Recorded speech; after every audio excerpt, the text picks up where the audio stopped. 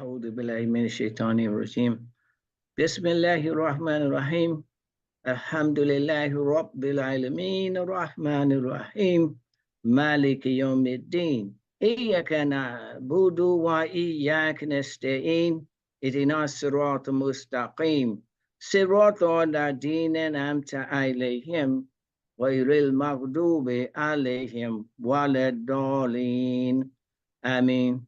With God's name, the merciful benefactor, the merciful redeemer, the perfect praise belongs to the Lord of all systems of knowledge, the merciful benefactor, the merciful redeemer, the sole judge on the day of judgment.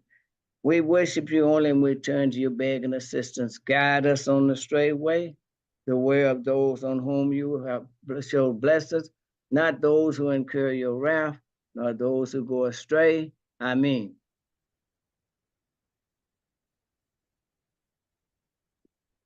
Assalamu alaikum, everyone. Welcome to Study Al-Islam. My name is Fitrah Muhammad, and I am the producer of Study Al-Islam. It's an honor for me to give myself to this work along with Naima and Marsha.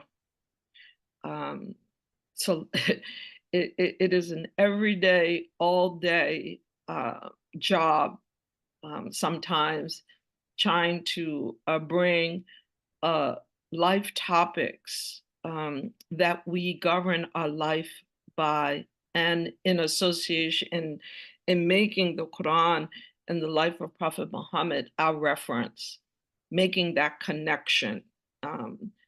So that we could use the Quran in an applicable way. As Imam Muhammad said, the Quran is a living book and it answers all of our questions.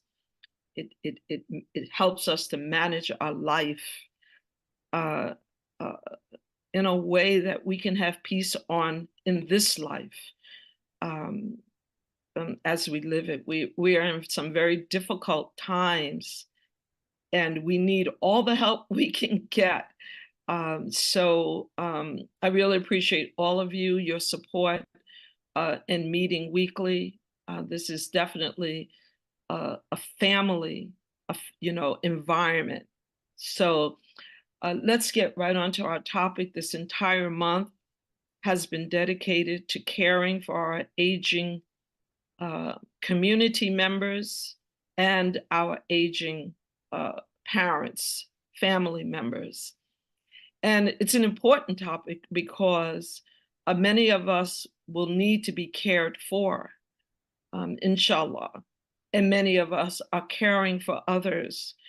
And so we have Malika Moore, who this is not the first time she's been on Study Al-Islam, but she's back today to help us to understand the importance of hospice. So let's welcome her, Malika. Again, take yourself off of mute. Again, I want to say to you, thank you for being here with us and educating us, updating us on the value of hospice. It's really strange because I was just in a conversation, not in a conversation, but I just overheard a conversation of a young girl who has to accept that all of her organs have failed. She's 41 years old. All of her organs have failed. And she's resisting hospice. And they're not able to convince her to let hospice help her. And it was very heartbreaking to hear that from her because, of course, the association with hospice is that the next step is that you're going to transition. But so help us to understand the importance. My mother was in hospice 4 times before she transitioned. So it's not necessarily true that because you have hospice that you're going to transition immediately. So Malika, please help us to better understand hospice, and how today in our life can we use hospice to help us in the process of our loved ones, our aging parents and community members. Great. Thank you so much. I think you possibly could have done the presentation because you brought up such great points that I'm going to kind of touch on. I'm Malika Moore, and the topic I put like planning the sunset, but you can name this whatever you want. Transitioning, death, there are many terms that we use. So I just use planning the sunset and just a hospice talk, because as we know, this is a heavy topic. It shouldn't be, but it brings up a lot of emotions for us as human beings. So we have to like honor that human side of ourselves and incorporate the spiritual side. So we're going to go through the presentation, kind of an overview to give you the knowledge that you need. And then let's just talk practical. So I'm hoping that you have some great questions that you're ready to ask. So let's proceed. See. All right, just to tell you a little bit about the company, we celebrated Aging and Amazing is the name of the company. We celebrated 5 years this year in August, so we're really excited about that. And just the belief that, you know, we can be aging and amazing, because there's so much negativity in our society associated with aging, even with the difficulties. So we really focus on supporting older adults and strengthening the networks that surround them by cultivating care and guiding peace of mind. And I'm Malika Moore, clinical social worker in DC and Maryland, and I'm also a care manager with the Aging Life Care Association. All right. So the overview, I want you to understand eligibility, graduation, and comparison with palliative care. We can't have this conversation on hospice without palliative care because it gets confused and sticky, and I just want you to know the difference. Today, we're working on your toolbox, so you'll be knowledgeable when you go to the doctor's office. This is not a what if conversation. This is a win. As long as we're breathing and living, this is going to cross our path in some kind of way. Maybe you won't be the head decision maker, maybe you will. So I just want you to kind of open your ears, even if you're not going through this right now, because it will be a conversation. Maybe you'll be able to add some valuable input that has your opinion and some facts mixed in there, because it's, like I said, it's very much heightened emotions. Okay, finding a good place to start. A lot of times when we're faced with a hospice decision, if we're not planning ahead of time, it can catch us by surprise. It could be somebody who's already like in the end stages, or maybe we knew that our loved one had a diagnosis for a while and they were sick, and we're having faith that they'll get better, but also having the faith and planning. Prayer and planning. So doing all of those things to get the resources and supports, because a lot of times we're busy or have our own, if you're still working or retired, or you may have your own health issues and a child or a spouse or an aunt or an uncle that you're trying to support and care for. Okay, let's go through the difference between hospice. So hospice is a type of palliative care, and it focuses on, you'll hear doctors and nurses saying, hey, we think that there's an expectancy of 6 months or less. And when you think hospice, the primary goal is comfort.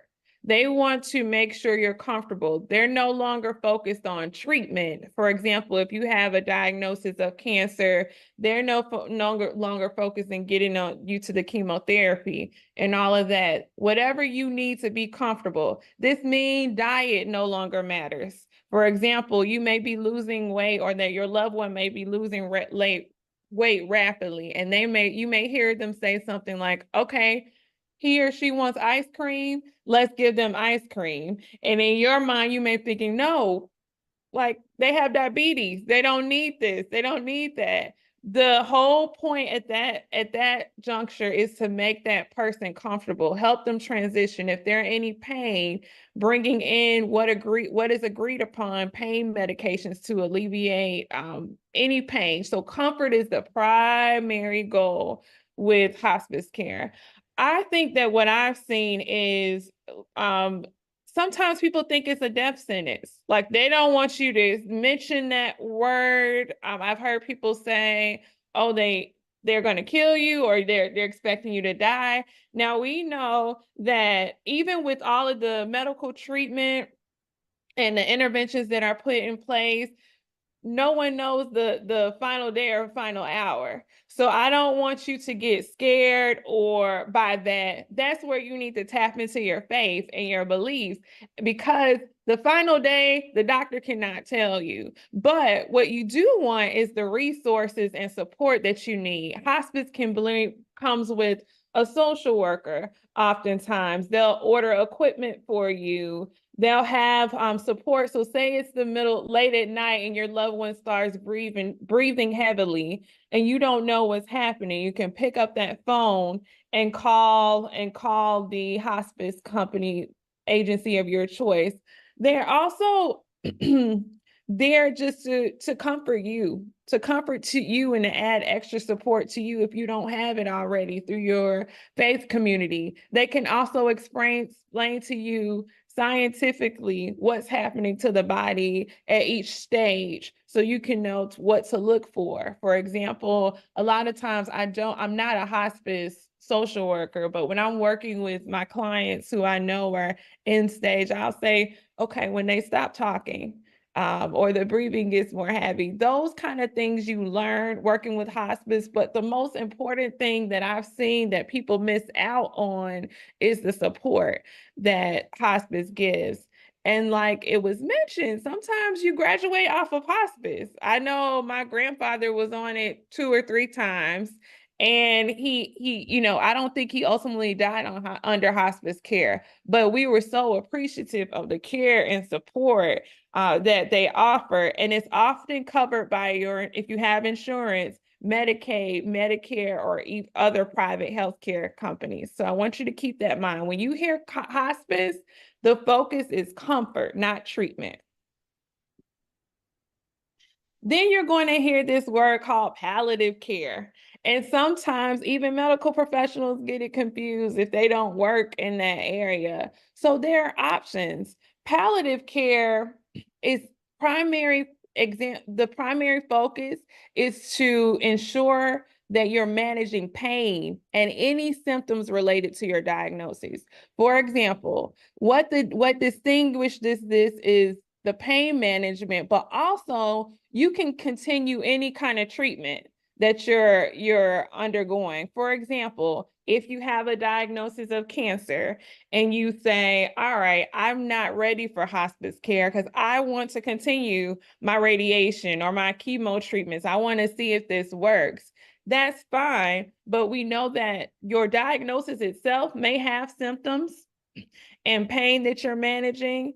And so that's where palliative comes in, and you meet with the nurse practitioner, you're working with your doctor to figure out what's the best regimen to manage your pain and your symptoms that you are having. And this does not require you to have that 6-month criteria that I just mentioned. You can have this in conjunction. So it's an additional step to say, all right, how are we managing the pain and the symptoms with allowing me to still get treatment, which includes physical therapy, occupational therapy, all of those things. So that's the difference. When you hear hospice, the primary focus is comfort, not treatment. We're no longer trying to cure it. We've even if we haven't accepted it, we're at that point where, hey, I just want to be comfortable, or I just want my loved one to be comfortable.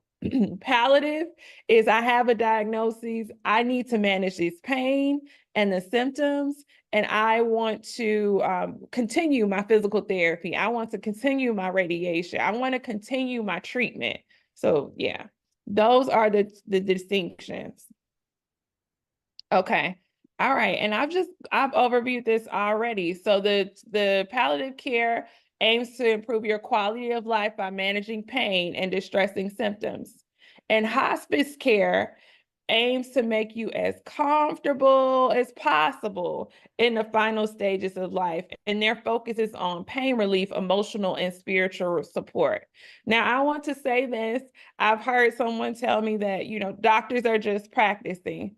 We need doctors, but I also want you to be empowered because you know your loved one, you know yourself to be, and you know your spiritual journey. So if you do involve a hospice company, you need to teach them what your spiritual, your religious beliefs are. So they won't come in automatically assuming that you want this and that. But also they can be very sensitive because they've likely worked with people from various religious backgrounds. So you want, and you don't want them to make assumptions either, because in every faith, there are people at different stages. So they may say, I don't want that. I know that that's what most Muslims do, but I don't want that. So being able to voice what you want and teach them if they assume that you want something because you're Muslim, because you may be honoring this and not that. And that's not to judge you. It's just to say you want to, whoever's over your care, if you're not speaking for yourself, to say, you know what, I know that we're Muslim, but my dad really, really didn't, follow this, or we would like to do this. So you want to incorporate the person as a whole. And you want to make sure that you can teach them what you believe, and also it'll help them in turn with the next client, the next family. All righty. So eligibility, like I said, insurance often pays for hospice care. It's a benefit that's underutilized. It's underutilized specifically by people of color. So this is important because we need to know what it is, because I think if not knowing is what's preventing us from getting these extra benefits. Also knowing, so palliative care, there's no specific time restriction, like I mentioned. And with hospice care, you must be diagnosed by a physician as having a terminal illness, 6 months or less. What I've seen in my own family, because I can't speak for every family, or what I've seen with other clients who are of color or just in general, is when they hear that 6 months or less, I've seen people get very distressed and say, no, like they can't tell me when I'm dying. They don't know. You may very well graduate off of hospice. Recently, we moved my aunt, talking about life experiences, we moved my great aunt from Chicago to Alabama with her other siblings who are still living. And while she was in Chicago, her daughter was caring for her, 60 years old. She passed away while her mom was in rehab, getting better. So we moved her to Alabama. And then the nurse called us and said, your aunt's declining and we're trying to get her to eat. She's not getting out of bed. She needs a little bit more support than the community is offering that she's in. So what happened is we ended up putting her on hospice care. And then all of a sudden she had all of this care coming in and support, and she got a little better. And so she's still under hospice care, but I just have other scenarios where, even with the palliative care, I had a client who had MS. And so she was not quite ready at that time to talk about hospice care, but she wanted palliative care because the symptoms of the MS were so distressing and they were just getting worse, that she started working with palliative care. Now, at the end of her life, she decided to do things completely her way. She eventually had to go to inpatient hospice, but she stopped eating like a week or two beforehand, and no one could, that was something that she had decided a long time ago on her own. And so she ended up in the end, ending up in inpatient hospice care where she transitioned. And I was able to go there to the hospital and see that she wanted them to do aromatherapy and massage therapy. She passed away the next day after we got her there. So those are, or you think about a traumatic accident where someone's gotten in a car accident, or now they're having you make decisions on hospice versus treatment. So what I'm saying, I have plenty of personal stories, and I feel like my life story is similar to each of you, where we can all talk about inpatient hospice or hospice in the home, or situations where we thought our family member or our loved one should have received hospice, but they didn't because they were scared, or maybe a loved one blocked it because they wanted it and they didn't understand, and they thought that that would be like killing their loved one, essentially. So these are the two examples. I know that in this room, there are plenty more examples of this, and I look forward to hearing some of your stories. But hospice can be inpatient, meaning in a hospital or in a home that's special for people who are dying, like imminently dying. Hospice can be in your home, and it can be in various settings. So those are the different options that are available. I think by now in this presentation, you should know the difference between palliative and hospice care. All right, so let's talk about the different supports that you may have in addition to hospice. You're going to have your faith community, because no one's going to know from a faith perspective like what you're feeling or what you're experiencing in terms of next step. Like, what does that transition look like according to your beliefs, according to your faith community? You're going to know that best. So I really like, I love what you're doing next month. Hopefully I can attend and listen in, because sometimes what you want, your family may not want, because we have family members of different faith backgrounds or different beliefs, or they knew a friend that did this. The same thing with hospice. They know someone who did hospice and they have a horror story. So we want you to have all of the information you need. So definitely enlist your faith community. Ask them, what hospice company did you use? Has anybody here used hospice? Tap into your faith community, because those are going to be people you trust. And then your spiritual supports. Those could be different. These people could be outside of your faith community. So any spiritual, they may be the same, they may be different. Any spiritual supports you have, tapping into them. Medical professionals, you want to talk with the doctor, because sometimes I've seen doctors with my experience in working in nursing homes and discharging people home, sometimes doctors will recommend hospice care because they're like, Malika, this family's so stressed out, they need more support. The more support we can get them in the home, the better.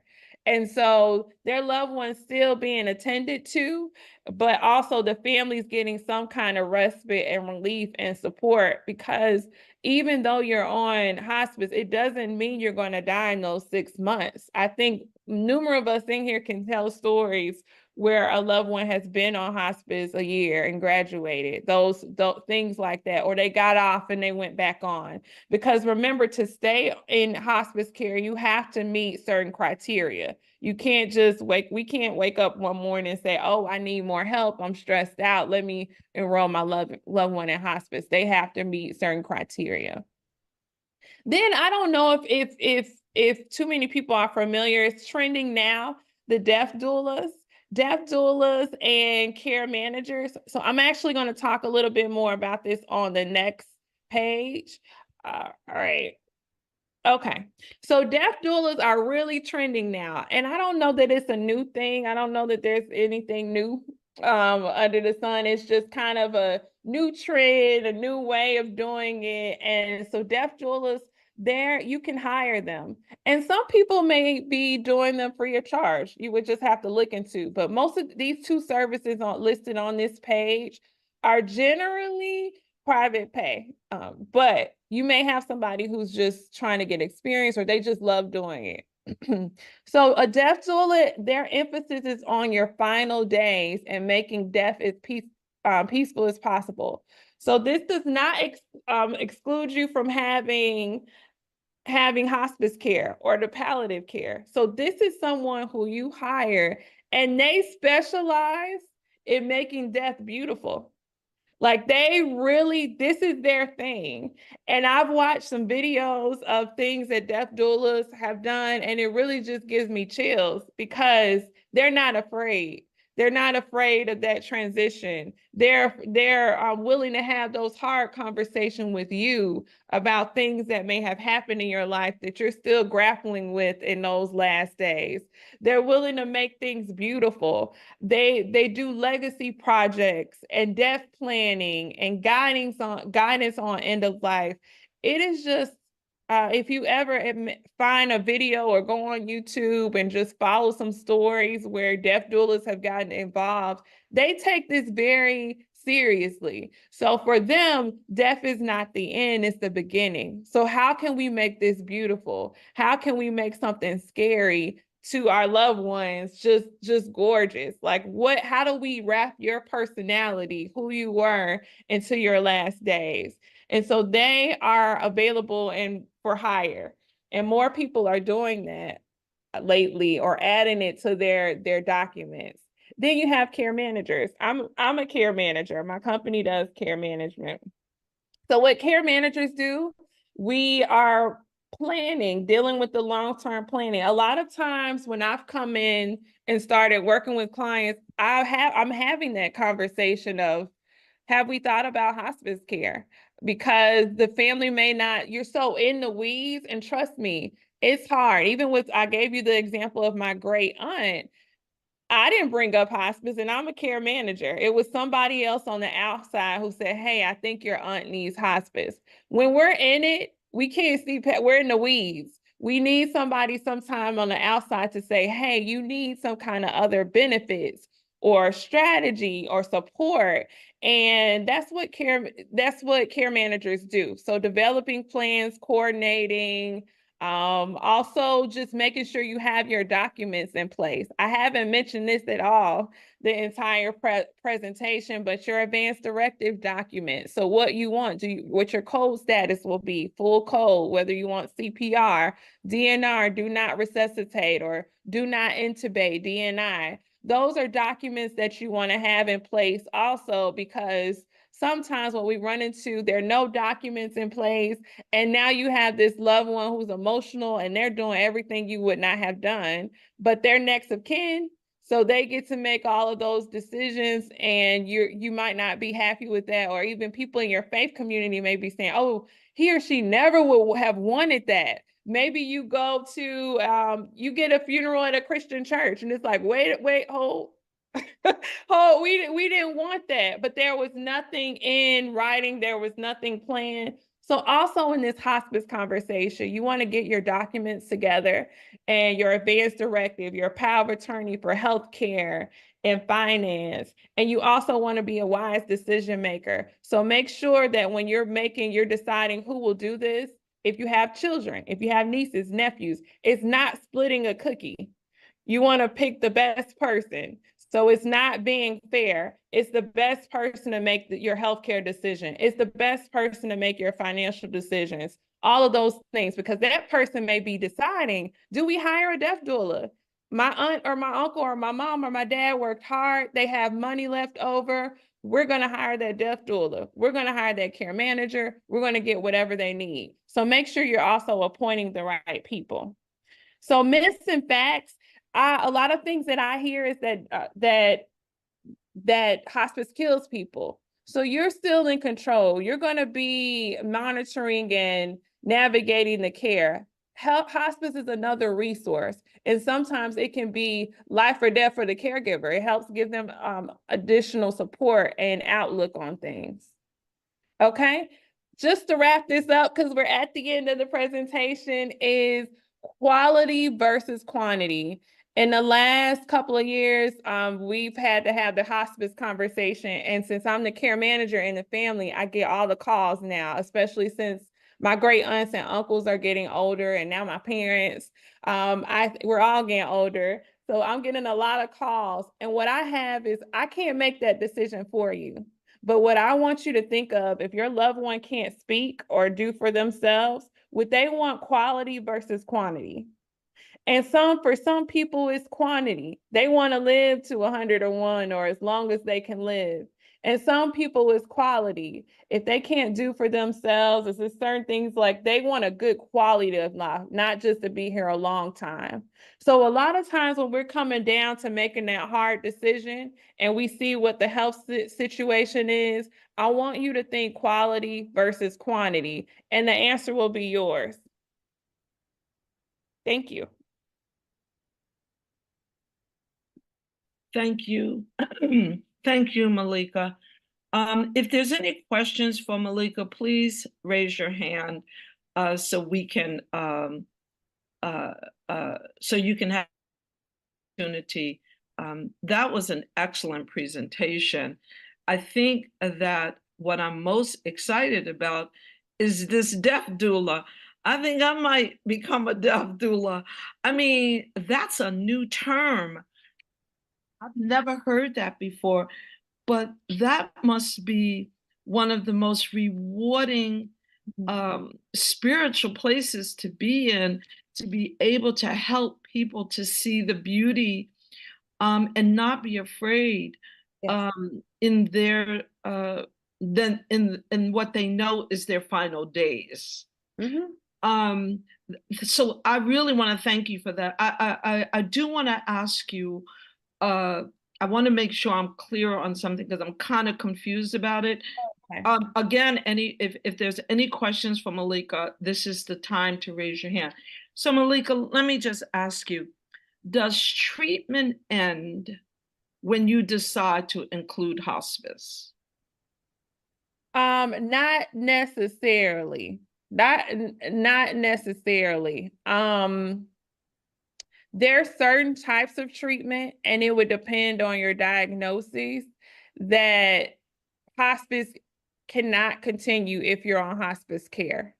So, for example, I keep going cancer because that's just so common. Yeah. If there's some kind of aggressive chemotherapy treatment that you're taking and you opt for hospice care, that may not be the thing anymore. But for example, my aunt, when she went on hospice care initially, they were able to do some physical therapy for a limited amount of time. But they're also monitoring her and seeing, all right, we tried, she's doing a little bit better, or we see that she's in too much pain. So it would be up to the nurses and doctors to decide. But what I want everybody to take away from this is, with your medical situation or diagnosis, go to the doctor and be knowledgeable. They'll be impressed. Like, are we talking palliative care or hospice care? Because there is a difference. And so then and then we're going to take, I see we have questions from everyone that's listening. So then that answers this question, but I want to ask you, just so I'm clear, do you have to have a terminal ill diagnosis before you get hospice?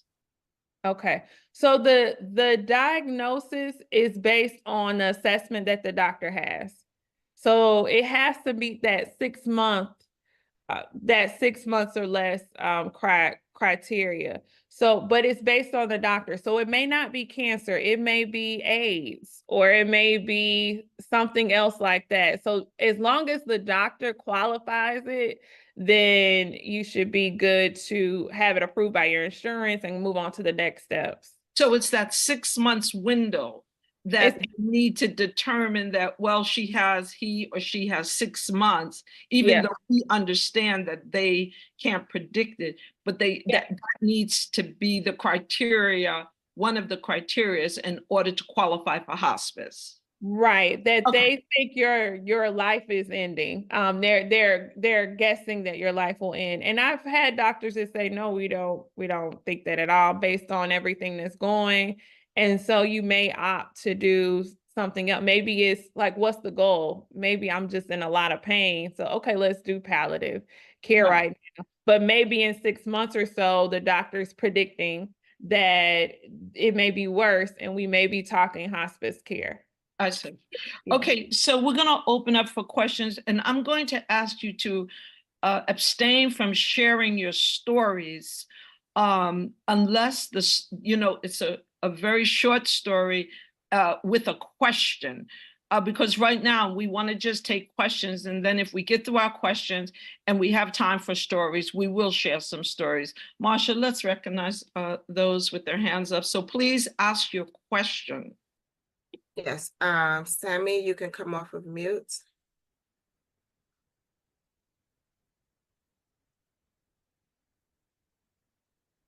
Okay, we'll move to the next person until they can get their device going. Sister Wahida, you can come off of mute.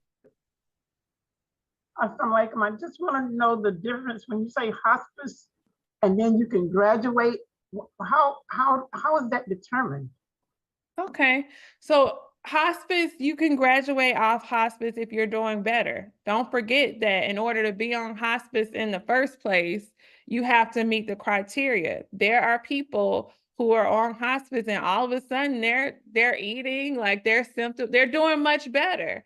And so now the family has to have this conversation or a meeting that, they no longer meet that 6-month or less criteria. We have to take them off of hospice.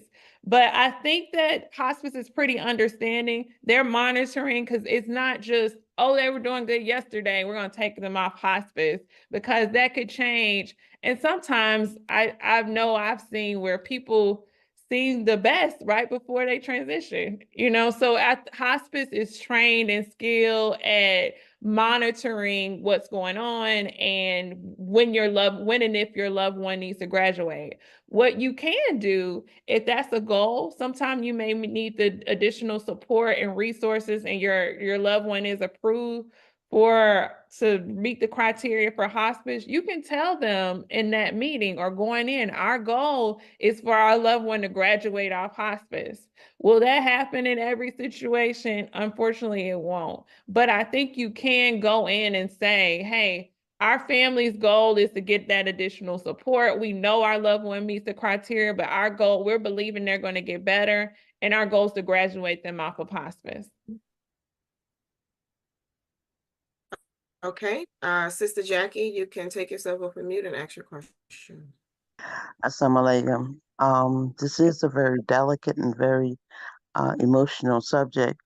I just like to, it's not a question, actually, it's a concern.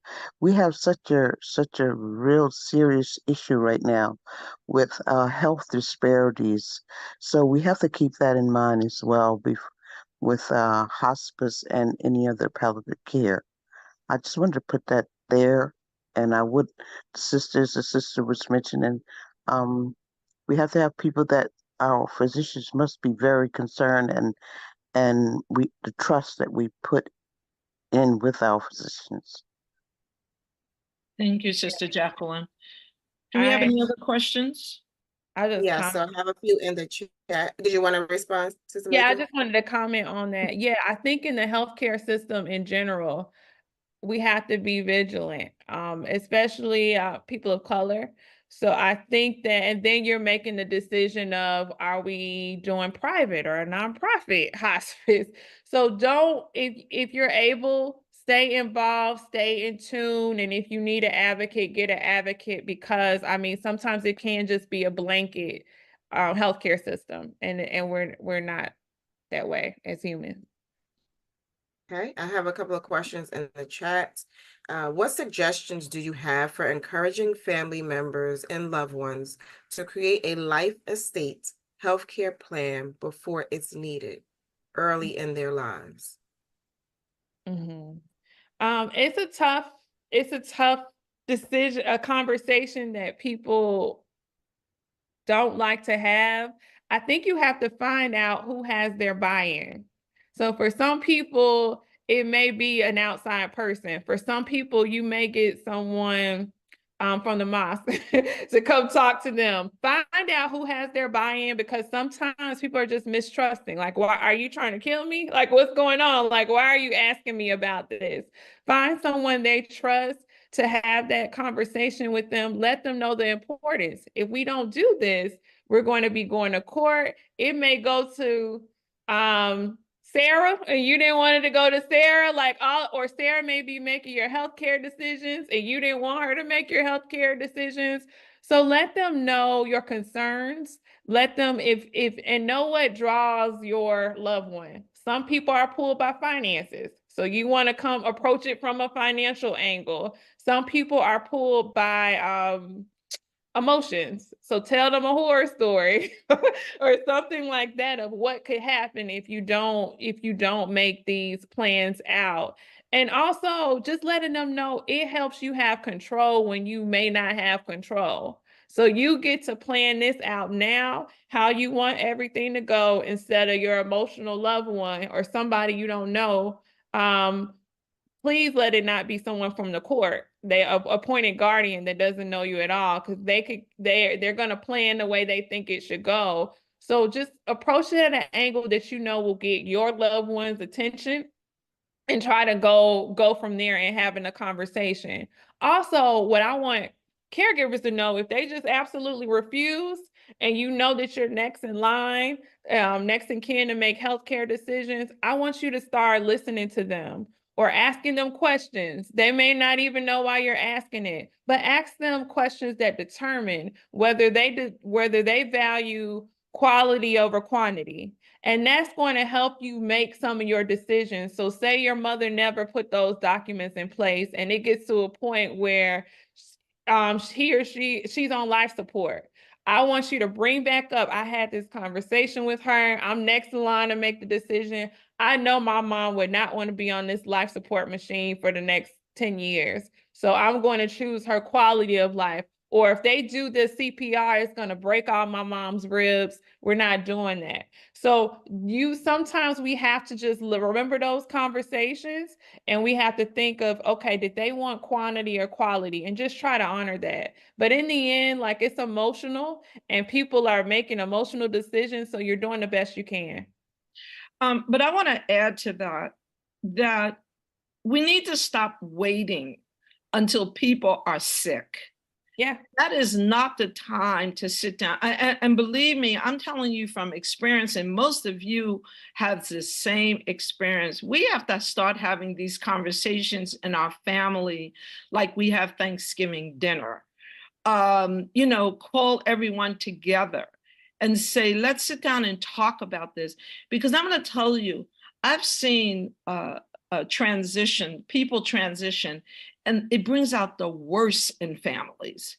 I mean, when you have people, you don't have any documents in place, and then you got sisters and brothers who now begin fighting over what their mother has or what their father has, or what you want to avoid that.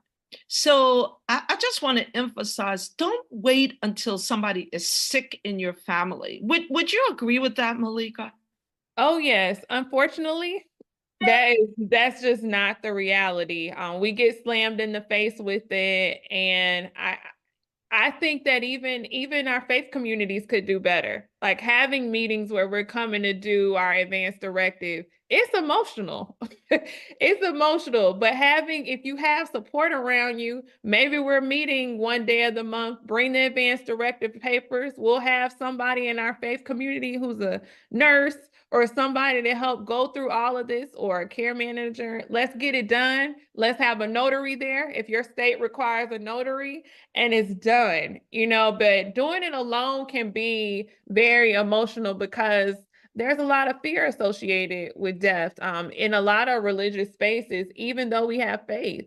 It's just a scary thing to think of. And that's why these death doulas are so magical. And just having people who are like, look, death is not a scary thing. It's going to happen to each of us. And it's better to be planned as much as possible. And I think that's a really good suggestion.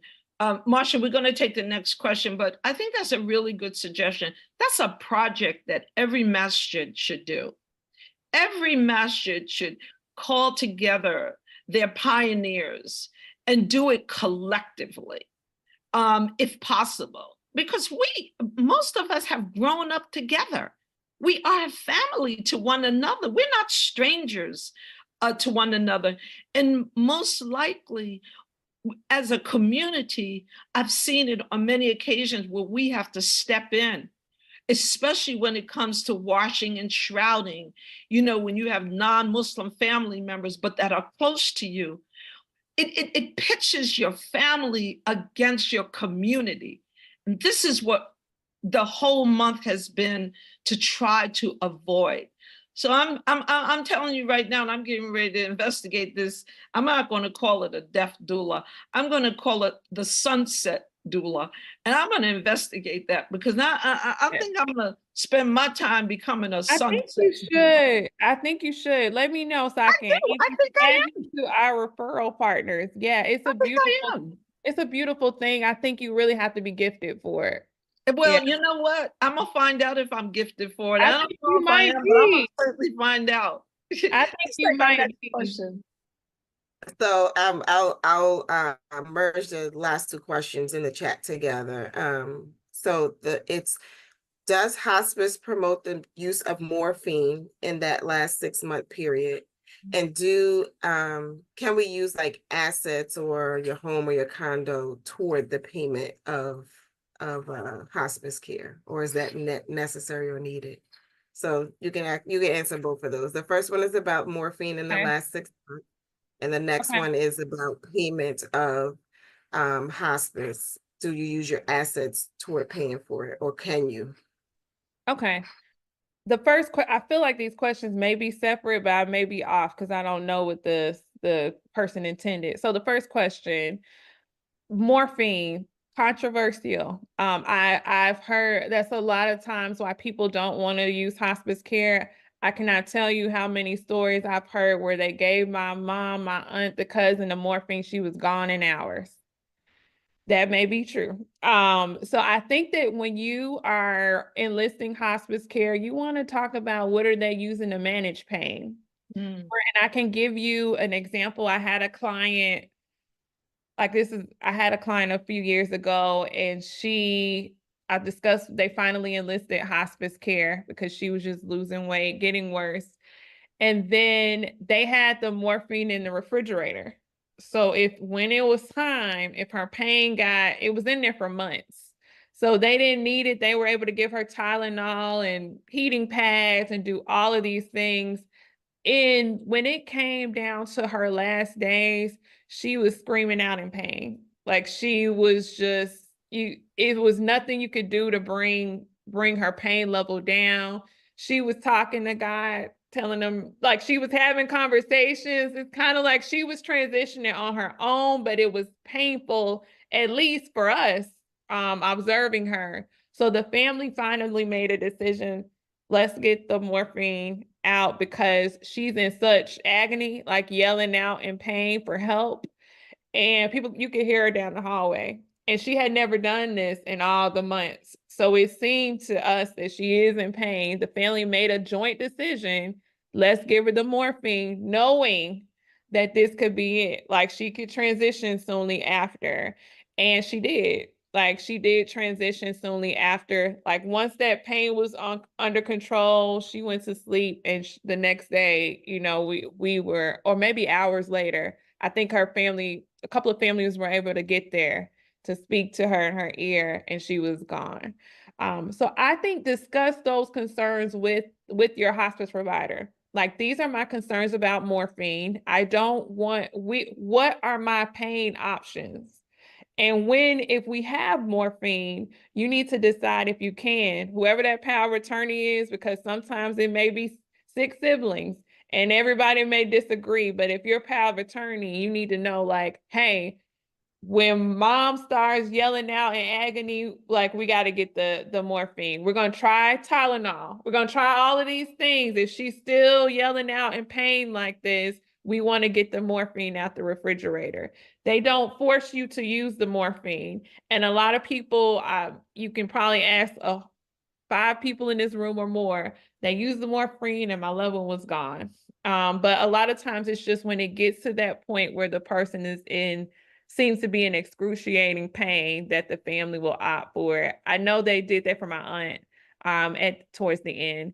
The second question, Wait, Malika, before you go to the second question, I have to ask you this because people get morphine a lot. I mean, Yeah. it's not just when you are transitioning that you get Right. morphine. So what are they attributing the transition of people getting morphine? I mean, that doesn't, is it because their body is totally relaxed and now they, I mean, I think I want to just make this very clear. okay. I think that it's a myth. It's another myth that's out there. And some people feel like if I didn't give my loved one the morphine, they would still be here. But in some cases, like the client situation I gave you, she stopped talking. Like she was nearing the what I tell people to look for. When your loved one stops eating, when they stop talking, their breathing gets heavy. So the moaning and all of that was getting, like, it seemed like she was in pain. So I think it's another myth. And then some people just don't want to use morphine. And that's fine. I think you need to know that because what happens, what we see a lot of times, if anybody dies, we want to find, in most cases, somebody to blame because it's the part of the grief process. And so it could be the wrong person. But if hospice was involved, maybe they did start giving morphine at day one. That's for you as the advocate or your care manager or your death doula to come in and say, no, we're not doing this day one, which I don't think a hospice agency would do. But I want you to also know that sometimes the client, the patient will say, I want this. So it's a delicate balance. And it's just really knowing, like, okay, what are all the alternatives before we get to morphine? Because you're right, people do take morphine day to day, but also I think what is coupled with is the hospice. So now it makes people a little bit more fearful. And sometimes people do transition soon after, but would they have transitioned anyways? Like, but what I'm asking, Malika, is has there been any medical explanation where that is concerned? That's what I'm asking. Has there been any medical decision that the morphine is attributed to this person transitioning, or is it just that, as you just said, that this person is there anyway and the morphine, it's a myth? And I saw Marsha, I saw Sister Isa made a comment, and she's a registered nurse whom is highly respected in our community.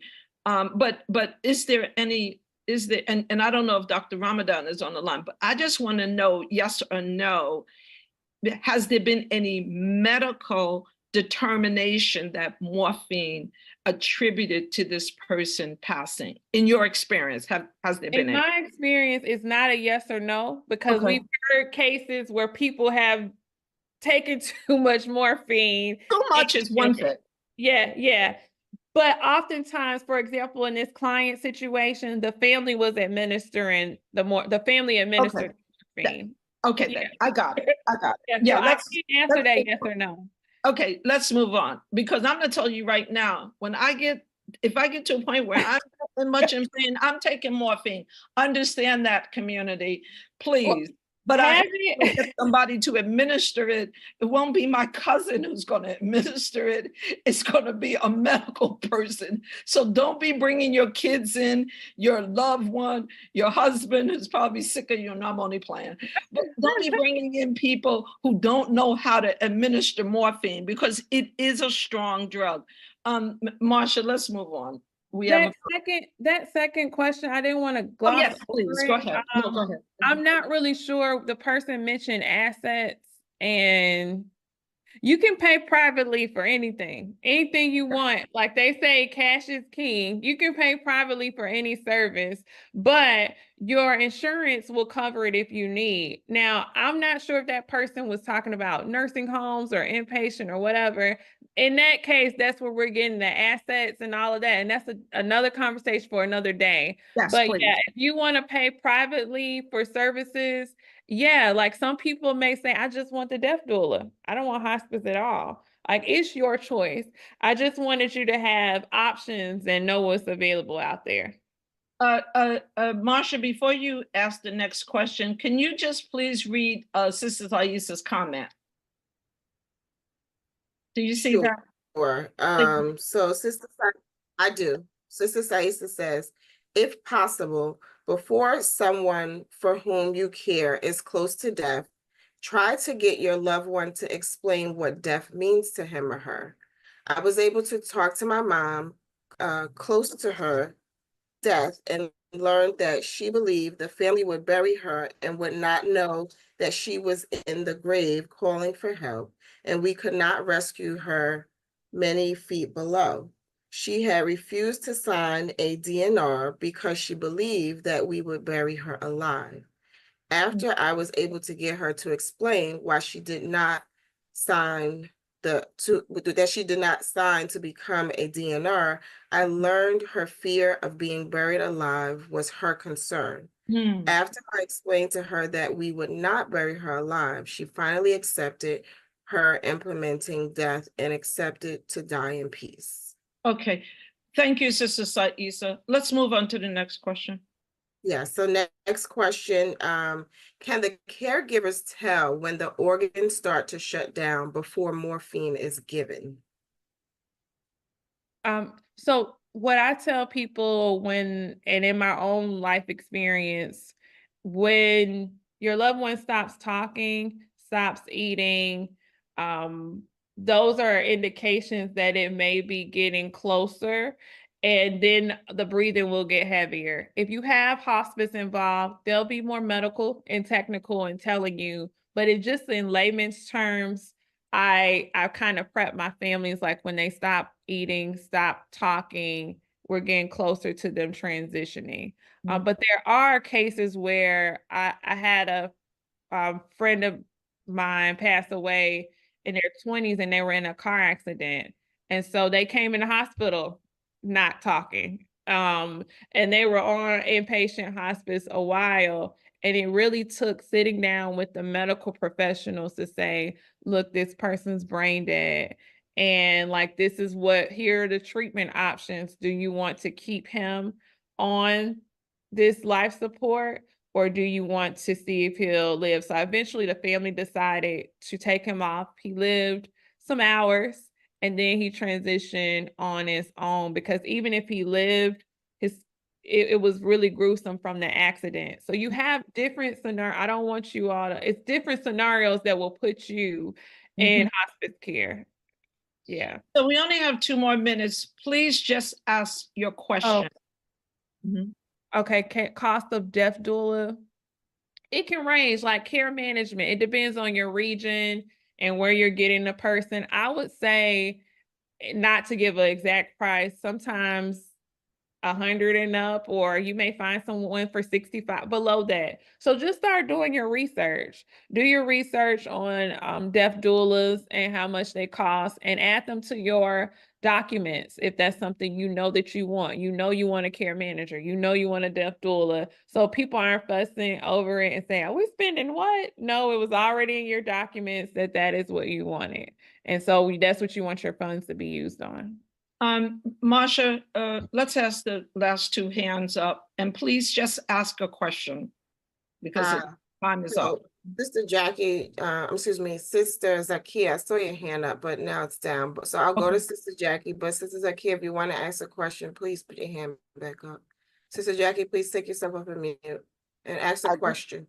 I just want to know what the young ladies, the sister had mentioned the Greek something. She said the Greek method. What is that? The Greek method? She was holding a conversation. I don't know, Sister Jacqueline, what you're asking. Yeah, I don't. Yeah, not ringing a bell. Sister Jacqueline, you want to ask your question? All right, what's the next question? Sister So I do have another question in the chat, and so morphine is the hot topic. And so the question is, if the family has the patient's desires already documented, and in that there's no request for morphine, right, or includes no morphine, but can the patient then ask for morphine? over the request that the family already has the treatment plan for from the family member? Yes. If they have capacity, meaning they're able to make their own decisions. Say, for example, let's use cold status. Let's get off morphine. And I said that I wanted to be DNR. Then the next day or the next hour, I'm like, I want to be full cold, do CPR, do everything. You have to change that. The only time where you will override what the person wants is if they don't. The term is capacity. They no longer have capacity to make their own decisions, and you have documents in place that say you're the person who can make those decisions. And in some states, if those documents aren't in place, you have what's called a surrogate decision maker or healthcare agent, and whatever your laws are, if you need to know your laws in your state, whoever's next in line, they can make decisions. In some instances, where no documents are in place, it goes to court. If it can go, and you get an appointed an attorney and a guardian, and they may make your healthcare decisions. So I gave you like a little bit too much, but yes, they can change their mind if they like. Before we close out, Sister Jacqueline, I want to get your question answered. If you want to come back on and answer your question, I don't want to close out if you have a question that you want to ask. It wasn't Sister Jacqueline, it was Sister Zakia. Sister Jacqueline asked her question. Okay, Sister Zakia, are you there? Because we want to answer your question. Perhaps Sister Zakia? Yeah, I don't see her. Okay, I see Sister Jacqueline. I do see her. I do see her, but Jacqueline, perhaps she there's doesn't have it. Sister Jacqueline, take yourself off of mute.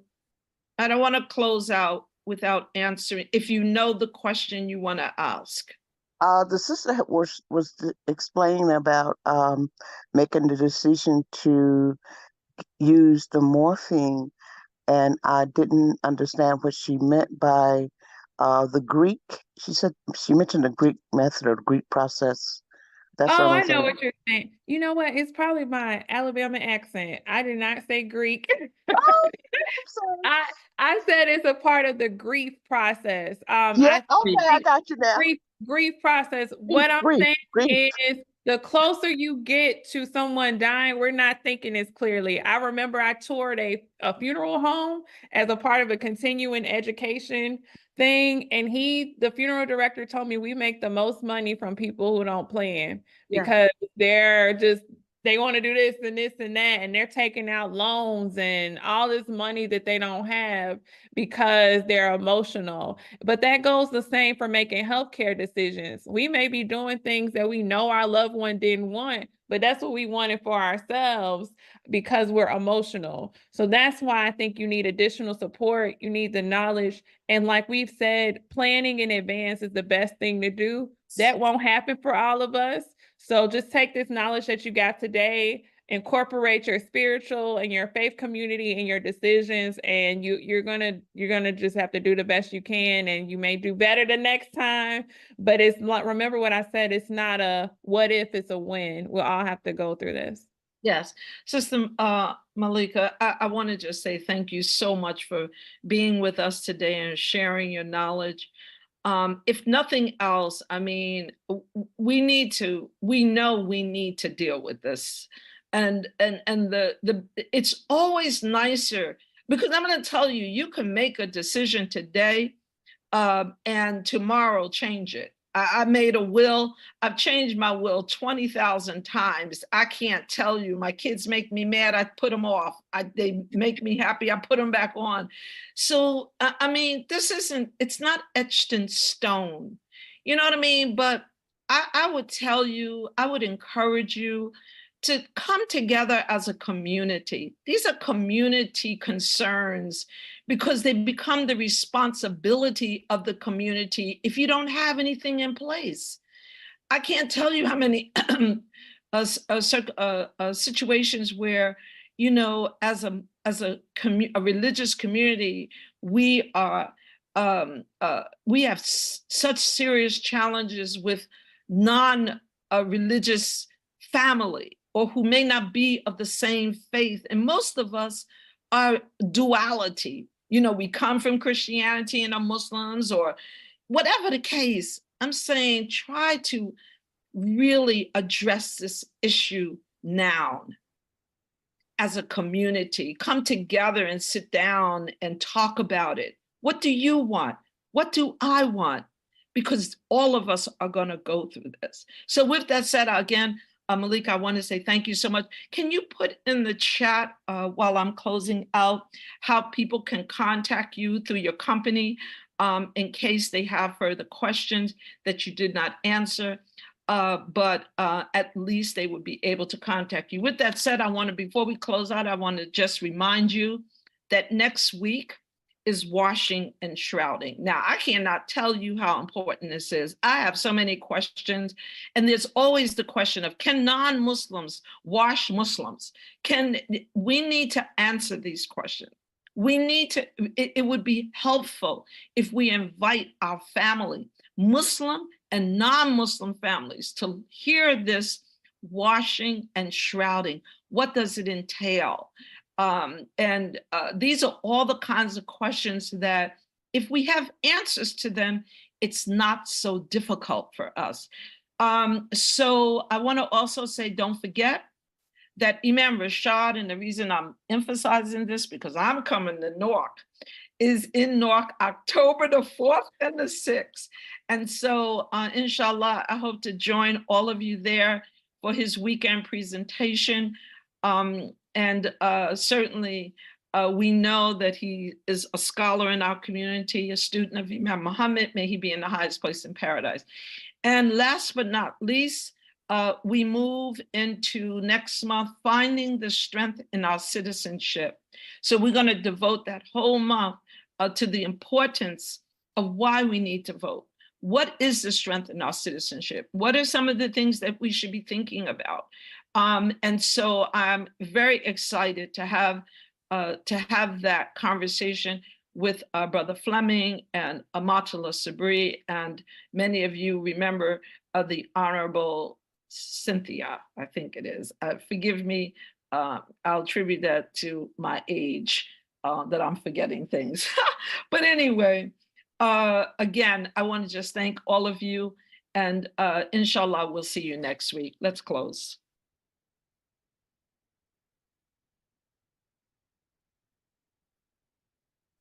ربنا آتينا في الدنيا حسنة وفي الآخرة حسنة وقنا عذاب. Oh Lord, give us the best of this world and the best of the next world, and save us from the torment of hell. Ameen. Ameen. Thank you, Imam Omar. It is always, always, always so nice to see you. Assalamu alaikum, dear community. Inshallah, we'll see you next week.